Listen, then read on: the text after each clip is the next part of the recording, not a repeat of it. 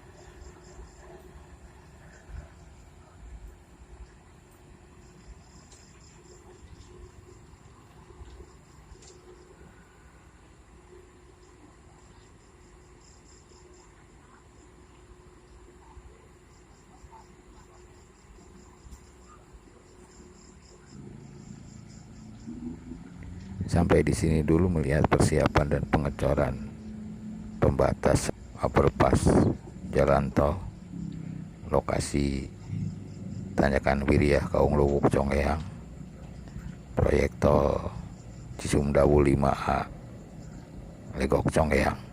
Wassalamualaikum warahmatullahi wabarakatuh.